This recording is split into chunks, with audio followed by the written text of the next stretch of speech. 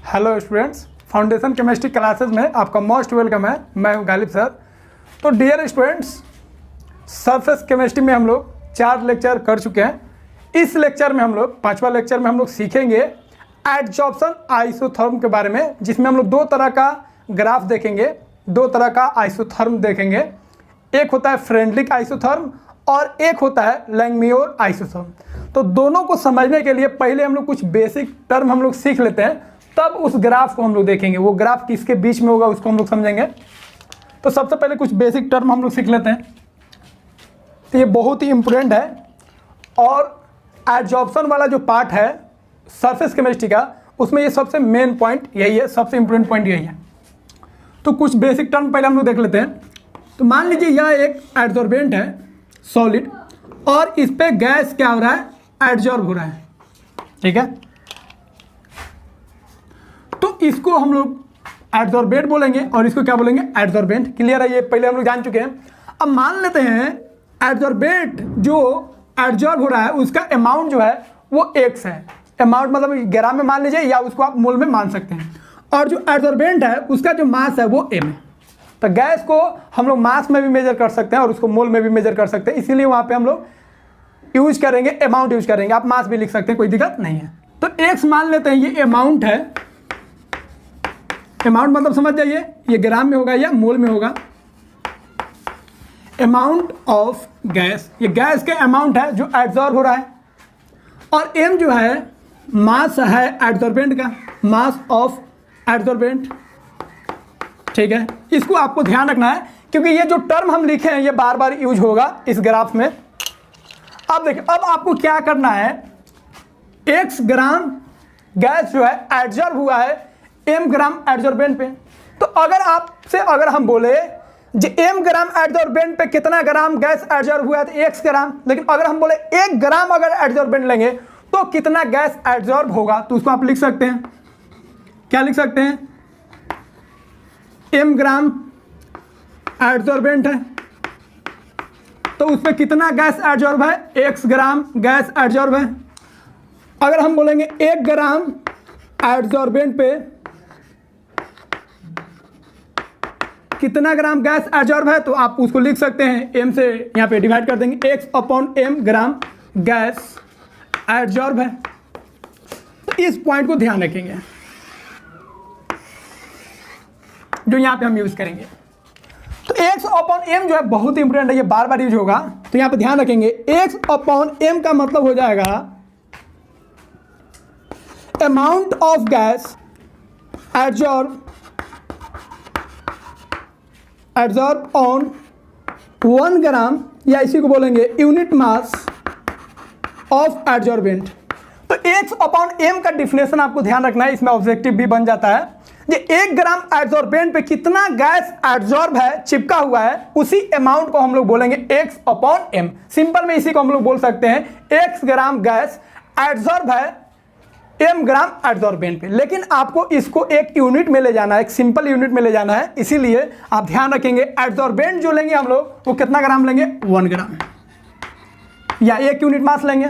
तो 1 ग्राम एडजॉर्बेंट पे कितना गैस एडजॉर्ब है उसी को हम लोग बोलेंगे x/m। इसी को अगर सिंपल में बोलना चाहेंगे तो इसी को हम लोग बोलेंगे एक्सटेंट ऑफ एडजॉर्प्शन।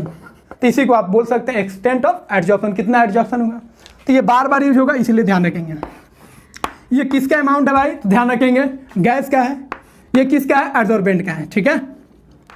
चलिए इसको कॉपी कीजिए आप। अब देखिए एडजॉर्प्शन आइसोथर्म क्या होता है। तो यह एक तरह का ग्राफ होता है, the graph that represent the extent of adsorption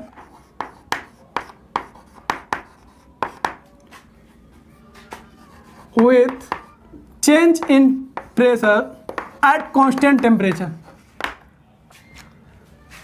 तो एडजॉर्प्शन आइसोथर्म क्या है, यह एक ग्राफ है जो बताता है अगर आप प्रेशर चेंज कीजिएगा तो गैस का जो एडजॉर्प्शन हो रहा है एडजॉर्बेंट पे उसका बिहेवियर क्या है, मतलब किस रेट से गैस एडजॉर्ब हो रहा है एडजॉर्बेंट पे। अगर हम प्रेशर ज़्यादा करेंगे तो कितना गैस का एडजॉर्प्शन होगा, प्रेशर कम करेंगे तो कितना गैस का एडजॉर्प्शन होगा।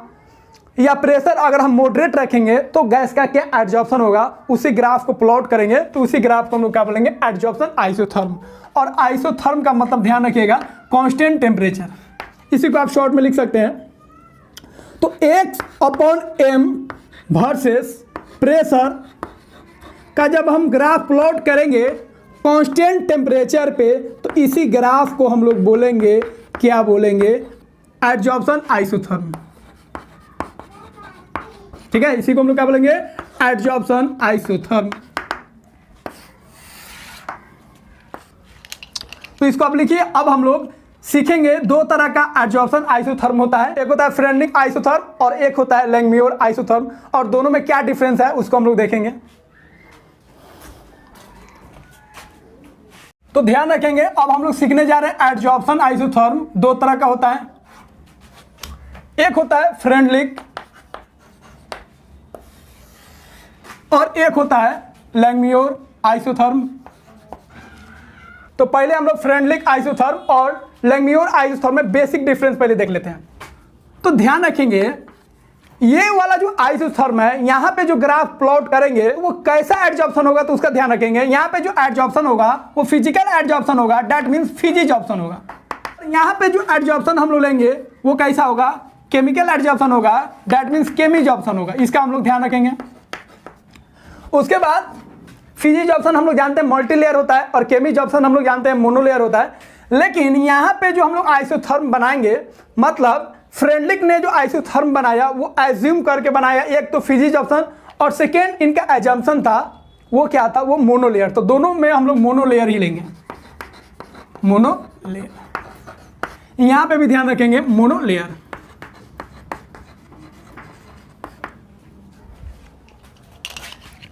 अब इनका इक्वेशन क्या था, पहले हम लोग फ्रेंडलिक आइसोथर्म का इक्वेशन देख लेते हैं।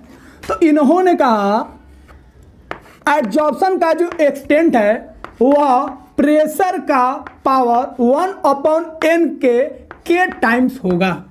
फिर से सुन लीजिए, इन्होंने कहा जो गैस एडजॉर्ब हो रहा है उसका जो अमाउंट होगा, that means extent of adsorption जो होगा प्रेशर का पावर 1/n के टाइम्स होगा, के गुना होगा।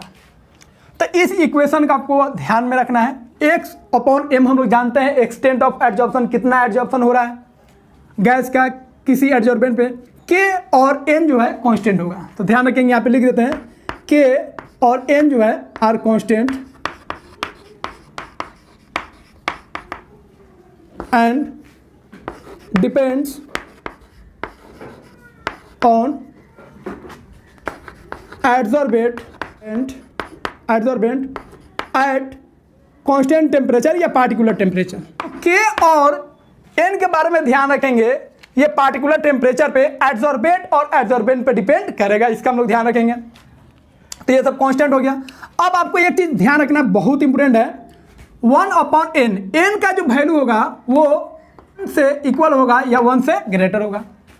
उसके बाद 1/n का वैल्यू याद रखिएगा, 1/n सबसे मेन है, इसका जो वैल्यू होगा 0 और 1 के बीच में होगा, और ये 0 और 1 के इक्वल भी हो सकता है। तो 1/n ग्रेटर देन और equal to 0 and less than और इक्वल टू 1। तो 0 और 1 के बीच में 1/n का वैल्यू होगा। लेकिन जनरली जो इसका वैल्यू होता है 1/n का वो 0.1 to 0.5 होता है, इसका आप खास ध्यान रखेंगे, समझे। चलिए अब हम लोग अलग अलग प्रेशर पे देखेंगे इनका जो इक्वेशन है, इनका जो ग्राफ है वो कैसे दिख रहा है। तो फर्स्ट केस हम लोग लेते हैं, केस 1। केस 1 में क्या करते हैं, प्रेशर को एकदम लो हम कर देते हैं। तो एट लो प्रेशर, तो लो प्रेशर पे अगर हम बात करेंगे तो 1/n का जो वैल्यू है वह 1 के बराबर हो जाएगा, दैट मीन्स n का वैल्यू 1 हो जाएगा। और इस तरह जब 1/n का वैल्यू 1/n का वैल्यू इसमें पुट करेंगे तो X/m का वैल्यू हो जाएगा K इंटू P का पावर 1 लिखने की जरूरत नहीं है। अब यहाँ पे देखिए, इसको लिख सकते X/m डायरेक्टली प्रोपोर्शनल हो जाएगा P के, हुआ कि नहीं हुआ। तो इसका मतलब लो प्रेशर पे इस इक्वेशन द्वारा हम लोग देख रहे हैं एडजॉर्प्शन का जो एक्सटेंट है वो प्रेशर के डायरेक्टली प्रोपोर्शनल है, और कैसा है, लीनियरली है। मतलब एडजॉर्प्शन जो होगा प्रेशर के लीनियरली होगा, जितना प्रेशर हम बढ़ाएंगे उतना ही ज्यादा क्या होगा, एडजॉर्प्शन होगा। तो यहां पे हम लोग लिख सकते हैं एक statement, extent of adsorption varies linearly with pressure. जब लो प्रेशर होगा तो 1/n का वैल्यू 1 हो जाएगा, और तो एक्सटेंट ऑफ एडजॉर्प्शन जो है वो प्रेशर के साथ लीनियरली वैरी करेगा। ठीक है, जितना ज़्यादा हम प्रेशर बढ़ाएंगे उतना ज़्यादा क्या होगा, एडजॉर्प्शन होगा। तो यहाँ पे जो रिलेशन है वो लीनियर है। ग्राफ जो बनेगा कैसे बनेगा, लीनियर बनेगा। जब ग्राफ बताएंगे तो आपको समझ में आएगा। सेकेंड ध्यान रखेंगे, अगर हम प्रेशर को मॉडरेट कर देते हैं, क्या कर देते हैं, मॉडरेट, तो केस 2 लिखते हैं एट मॉडरेट प्रेशर। तो जब हम मॉडरेट प्रेशर लेंगे तो ध्यान रखेंगे 1/n का जो वैल्यू होगा वह 0 और 1 के बीच में आएगा। जनरली इसके बीच में आएगा, पहले बता चुके हैं। इसका मतलब n का जो वैल्यू होगा 1 से ग्रेटर होगा, 2 होगा, 3 होगा, 4 होगा एंड सो ऑन। तो मॉडरेट प्रेशर पे क्या होगा, x/m जो होगा इक्वल होगा k इंटू पी का पावर 1/n। अब इसको आप प्रोपोर्शनलिटी में ले जाएंगे तो x/m डायरेक्टली प्रोपोर्शनल होगा p का पावर 1/n। तो यहाँ पे देखिए, यहाँ पे जब हम प्रेशर को मॉडरेट कर देंगे, प्रेशर को इंटरमीडिएट कर देंगे, ना ज़्यादा हाई रखेंगे ना ज़्यादा लो रखेंगे, तो होगा क्या, एक्सटेंट ऑफ एडजॉर्प्शन जो है वह प्रेशर का पावर 1/n के डायरेक्टली प्रोपोर्शनल हो जाएगा। मतलब अब प्रेशर अगर हम इंक्रीज करेंगे तो अब लीनियरली नहीं इंक्रीज करेगा। तो यहाँ पे क्लियर है, जब हम यहाँ पे प्रेशर इंक्रीज करेंगे तो अब उतना ज़्यादा एडजॉर्प्शन नहीं होगा जो फर्स्ट वाला केस में हो रहा था। यहाँ पे प्रेशर इंक्रीज करेंगे तो एडजॉर्प्शन तो होगा लेकिन उतना नहीं होगा। जब हम केस 3 का बात करेंगे, एट हाई प्रेशर, तो होगा क्या, 1/n का जो वैल्यूज है वह 0 के बराबर हो जाएगा। डैट मीन्स n का जो वैल्यू होगा वो इन्फिनाइट हो जाएगा। तो इस केस में जब देखेंगे x/m का जो वैल्यू है वो क्या हो जाएगा, k इंटू पी का पावर 0 हो जाएगा, क्योंकि यहाँ पे हम लोग देख चुके हैं 1/n का वैल्यू 0 हो जा रहा है हाई प्रेशर पे। तो k इंटू पी का पावर 0, और p का पावर 0 का मतलब क्या होता है, 1। इसका मतलब x/m जो होगा किसके बराबर हो जाएगा, कांस्टेंट के, कांस्टेंट हो जाएगा। तो यहाँ पे हम लोग लिख सकते हैं जब प्रेशर हाई हो जाएगा तो एडजॉर्प्शन का जो रेट है वो कांस्टेंट हो जाएगा। अब जितना आप प्रेशर बढ़ाइएगा इसके बाद वो आपका एडजॉर्प्शन बढ़ने नहीं जा रहा है, एडजॉर्प्शन में कोई इंक्रीजमेंट नहीं आएगा। दैट मीन्स इसका मतलब है जो वहाँ पे इक्विलिब्रियम आ गया, मतलब जितना एडजॉर्प्शन हो रहा है उतना डिजॉर्प्शन भी हो रहा है। इसीलिए अब आप कितना भी प्रेशर बढ़ा दीजिए वो आपका क्या हो जाएगा, कांस्टेंट हो जाएगा। ठीक है, तो ग्राफ में देखेंगे जी, इस प्रेशर को एक स्पेशल नाम देते हैं हम लोग। तो हाई प्रेशर पे हम लोग देख रहे हैं एडजॉर्प्शन का जो रेट है वो क्या हो जा रहा है, कांस्टेंट हो जा रहा है, और उसी को हम लोग लिख सकते हैं extent of adsorption becomes constant, या इसी को बोल सकते हैं इंडिपेंडेंट हो गया किससे, प्रेशर से। ठीक है, तो ये 3 केस का हम लोग ध्यान रखें, इसका हम लोग ध्यान रखेंगे। वही अगर हम लैंगमुइर आइसोथर्म का बात करेंगे तो ये केमी-जॉर्प्शन के लिए होगा, इसमें भी मोनोलेयर होगा। इनका जो इक्वेशन था उसको ध्यान रखेंगे, उनका इक्वेशन था एडजॉर्प्शन ऑफ गैस जो होगा, एक्सटेंट ऑफ एडजॉर्प्शन जो होगा वो AP/1 प्लस BP के बराबर होगा। तो यहाँ पे भी AB जो है कांस्टेंट है, AB आर कांस्टेंट, और इसका भी वैल्यूज डिपेंड करेगा एडजॉर्बेंट और एडजॉर्बेंट पे एक पार्टिकुलर टेम्परेचर पे। ठीक है, उसके बाद इसमें भी अगर हम अलग अलग केस के बारे में बात करेंगे तो केस 1 अगर लेंगे एट लो प्रेशर, तो देखिए अगर आप लो प्रेशर लेते हैं तो ध्यान दीजिए जब प्रेशर बहुत ही कम होगा तो प्रेशर यहाँ पे कम है, अब बी का वैल्यू कुछ होगा जो हम एक्सपेरिमेंटली निकाल सकते हैं, दिया रहेगा। तो प्रेशर बहुत कम है तो बी से अगर मल्टीप्लाई करेंगे तो वो भी कम आएगा। अगर छोटा वैल्यू को अगर किसी इंटीजर से मल्टीप्लाई करते हैं तो वो भी छोटा आएगा, तो ये छोटा आ जाएगा, इतना छोटा आ जाएगा जो 1 में अगर हम ऐड करेंगे तो 1 पे कोई फर्क नहीं पड़ेगा। इसका मतलब यहाँ पे हम लोग एज्यूम कर सकते हैं 1 प्लस BP लगभग बराबर हो जाएगा 1 के, क्योंकि BP का वैल्यू बहुत कम है, कहीं कम प्रेशर है। तो इसमें ऐड करेंगे कोई फर्क नहीं पड़ेगा तो 1 आ जाएगा। तो इस तरह हम इक्वेशन को लिख सकते हैं x/m इक्वल टू AP और नीचे 1 में ऐड करेंगे कोई फर्क नहीं पड़ेगा तो 1 हो जाएगा। इसका मतलब अगर कांस्टेंट को हटा देंगे तो प्रोपोर्शनलिटी हो जाएगा x/m डायरेक्टली प्रोपोर्शनल होगा किसके, प्रेशर के। तो यहाँ पे भी हम देख रहे हैं लो प्रेशर पे एक्सटेंट ऑफ एडजॉर्प्शन जो है प्रेशर के क्या है, डायरेक्टली प्रोपोर्शनल है, लिनियरली वैरीज कर रहा है, जो फर्स्ट में इसमें भी देखे थे हम लोग। केस 2 का अगर बात करेंगे, केस 2 का बात करेंगे एट मॉडरेट प्रेशर। तो मॉडरेट प्रेशर का अगर बात करेंगे तो होगा क्या, x/m का जो वैल्यूज है वह AP/1 + BP के बराबर हो जाएगा।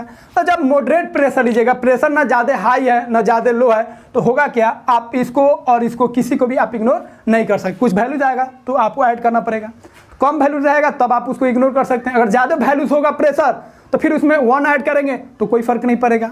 तो इसमें आपको फर्क पड़ेगा क्या कि यहाँ पे मॉडरेट प्रेशर है, तो ऐसा हो जाएगा। केस 3 का अगर हम बात करेंगे एट हाई प्रेशर, तो अगर हम हाई प्रेशर लेंगे तो होगा क्या, जब ज़्यादा प्रेशर लेंगे तो इसको समझिए प्रेशर ज़्यादा हो गया तो इसका वैल्यू अब ज़्यादा हो जाएगा। अब इतना ज़्यादा हो जाएगा जो उसमें 1 को ऐड करेंगे तो कोई खास फर्क नहीं पड़ेगा। इसका मतलब यहाँ पे हम लोग एजम्पशन ले सकते हैं 1 + BP इक्वल टू हो जाएगा BP के बराबर, क्योंकि प्रेशर बहुत ज़्यादा है और प्रेशर बहुत ज़्यादा है तो इसका वैल्यू ज़्यादा आएगा और उसमें 1 ऐड करेंगे तो कोई ज़्यादा फर्क नहीं पड़ेगा, तो उसको हम लोग BP मान लेंगे। तो इस तरह x/m को हम लोग लिख सकते हैं AP और नीचे लिख सकते हैं 1 + BP को कितना मान लिए BP, तो ये P और P कट गया। इसका मतलब x/m का वैल्यू जो आया A/B के बराबर हो गया और A और B क्या कांस्टेंट है, तो कांस्टेंट में कांस्टेंट से डिवाइड देंगे तो क्या आएगा, कांस्टेंट आएगा। इसका मतलब हाई प्रेशर पे यहाँ पे भी हम लोग देख रहे हैं एक्सटेंट ऑफ एडजॉर्प्शन जो है वो कांस्टेंट हो गया। मेन डिफरेंस ध्यान रखेंगे, फिजिक्स ऑप्शन उसमें केमिस्ट्री ऑप्शन दोनों में मोनो लेयर होगा, किसी किसी बुक में इसमें मल्टी लेयर भी दे देता है, लेकिन एक्चुअल में ये मोनो लेयर ही होगा। 1/n का वैल्यू ध्यान रखेंगे। अब इसके बाद हम लोग ग्राफ देखेंगे, ग्राफ के बाद डिफरेंस देखेंगे जो फ्रेंडलिक आइसोथर्म और लैंगमुयर आइसोथर्म में क्या डिफरेंस है। तो ये हो गया आपका मेन पॉइंट, इसको आप कॉपी कीजिए, फिर हम लोग आगे बढ़ते हैं।